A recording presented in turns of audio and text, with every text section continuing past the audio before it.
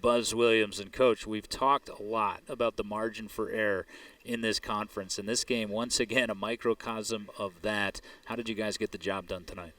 It's the ninth game for us, 6 points or less.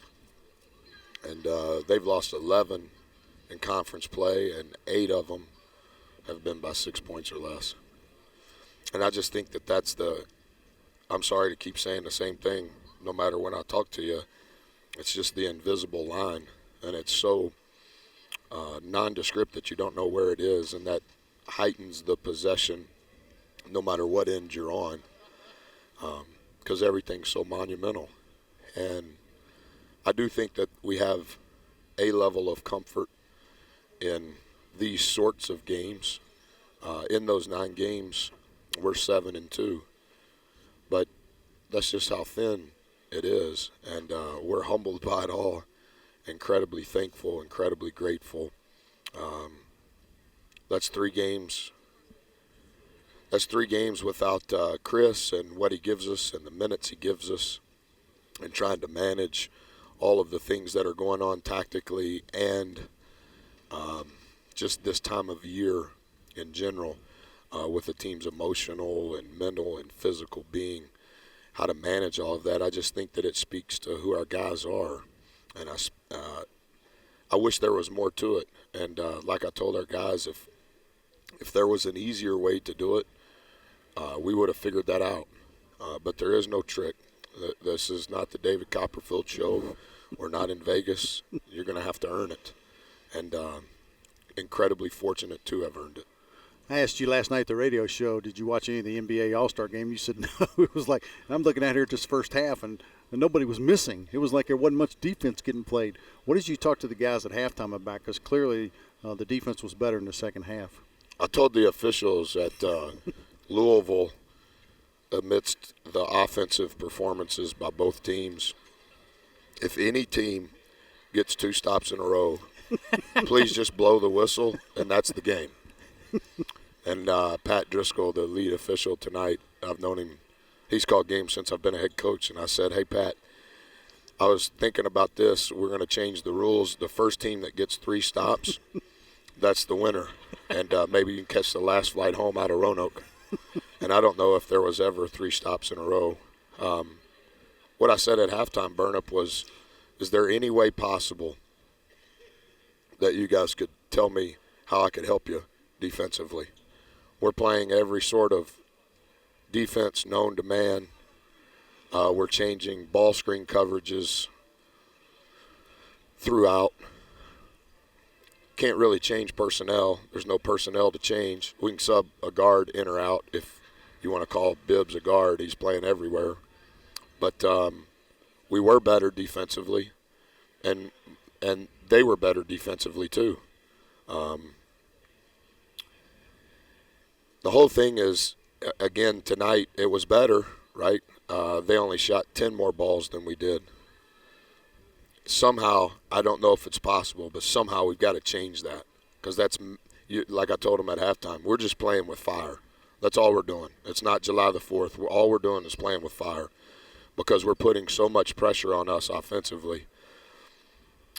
It's not that we're shooting the threes. The threes that we're shooting are practice threes because it's coming off rotation. I'm not caught up in the number of threes. I'm caught up in the type of shot, as we have always talked about. But when you give an opponent, so 20% of their points came from offensive rebounds. Somehow we have to salvage that and change it as best we can, and I still don't know what it is. Hokies do get the win tonight, though, 71-70. We're joined by head coach Buzz Williams, and Coach Seth Allen will again get the headlines again tomorrow morning because he made the game-winning shot. But Justin Robinson was really the engine that made this team go tonight. How important was his vision this evening? It seemed like it was there for him from the beginning, and he just kept facilitating. And back to your point about defense, I thought he made the stop of the game on the interior there late in regulation. 5 was the first guy I went and saw the first day I could recruit as the head coach at Virginia Tech. And I just think he knows how to play for one another, and I think he exemplifies it. I think his mentality is that of a true quarterback. I need to help my team. This is how I can help my team. I thought Bibbs was in a really good groove. I don't know if that's a career high, but in ACC play, I feel comfortable saying it was a career high. 5 assists, 0 turnovers. So not only the baskets that they made, but 5 and Bibbs contributed to 13 more baskets. And that just speaks to how we're trying to play. And very frankly, that's the only way we can play. That's the way we have to play. We're playing 6-6 and under, except for when Dream's in the game. And, again, that's also our Achilles heel on the other end. That's part of the issue. Jeff Reynolds did a lot of the scout for this thing, and one of the things he put in there was thoughts on the first game is that in that game you had a couple chances when you're up 7 to put them away, and you didn't do it. Tonight it was, I think, 50-43, same kind of opportunity, or 60-53, something like that. Yep. Didn't quite get it done. But yet you make enough plays at the end. So talk about after Reed makes those 5 points at 70-68, you got the timeout. What did you talk to him about there at the end?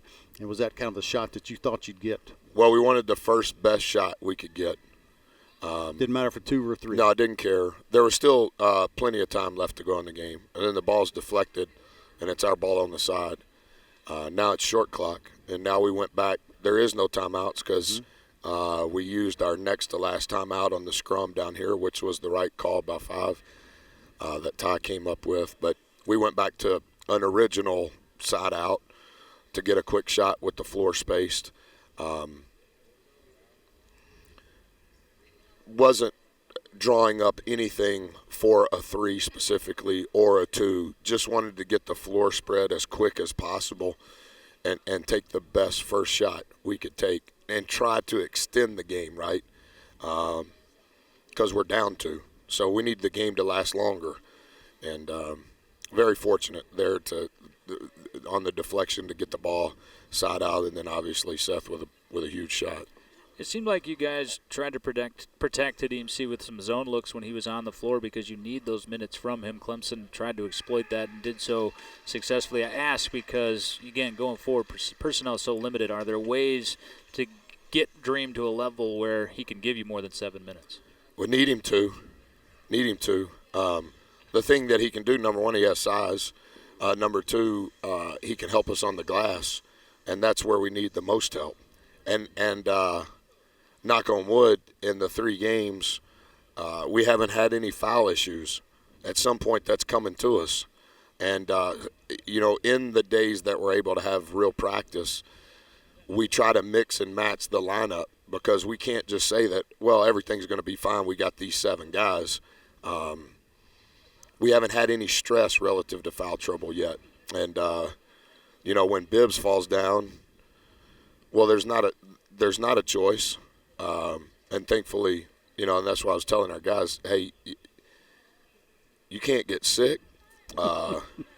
We can't have any issues as the season comes to a close. You talked about maybe trying to get 50 paint touches. You had 17 assists, just the 9 turnovers on 26 buckets. How did your numbers come out in that regard? You moved the ball very well. Yeah, it's on a different deal they don't give me that after the game. I would say we did for sure 50. Yeah. At Clemson, the NBA lane line is 1 foot wider than the college line. So you know this. When you come into Hahn-Hurst, there's a piece of tape that's 1 foot wider than the paint, and we call that the box. So offensively, we want to get it to the paint as you know it to be the paint, and defensively, we want to keep it out of the box, which in essence is more difficult than what we're asking our guys to do offensively. At Clemson was our lowest number of box touches. They had 38, which is the first time we mixed and matched everything. Obviously, they shoot a lot of threes. They did that game. But that's the whole thing, right, is how do we stay out of rotation so we have inside position so if the team does miss, we have a better chance to get it.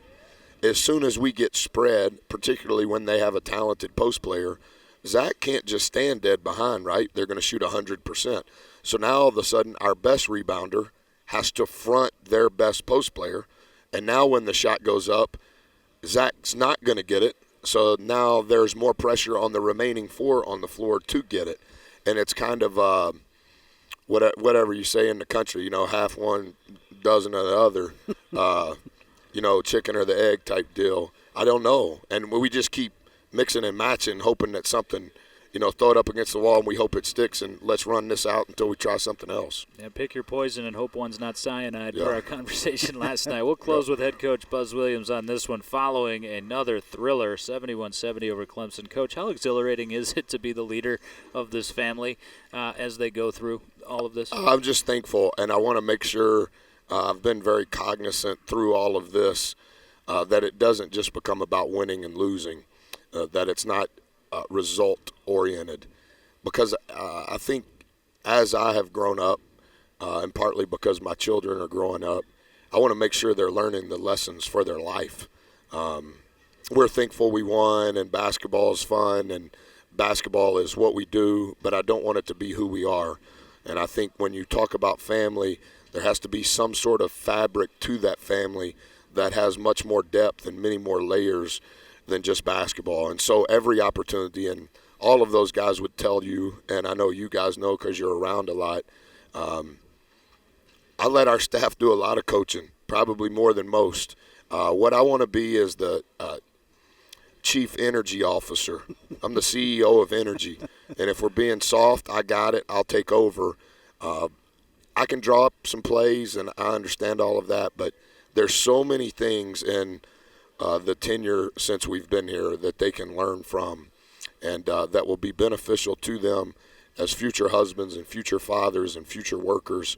And I don't want it to just be about basketball. And I think I'll spend a lot of time in the locker room after this game.